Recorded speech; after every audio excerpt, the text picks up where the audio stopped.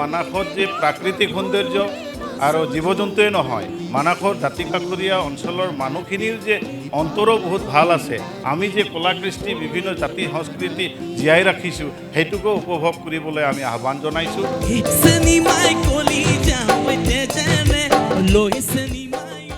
ভাৰতবৰ্ষৰ একমাত্ৰ মানাস ৰাষ্ট্ৰীয় উদ্যান য'ত টাইগাৰ প্ৰজেক্টৰ কোৰ এৰিয়াত ৰিভাৰ ৰাফটিং বা মোৰ দেন 20 কিলোমিটাৰ ৰাফটিং কৰিব পাৰে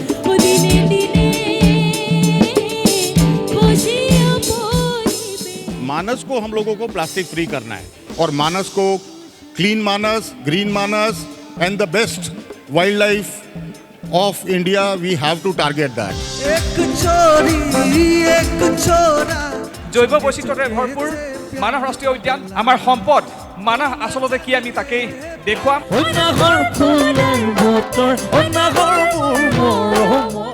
মানাহ মহোৎসৱত ND24ৰ বিশেষ অনুষ্ঠান নীলোৎপল ৰায়চৌধুৰীৰ সৈতে গীতে মাতে এপলক আজি সন্ধিয়া 7:45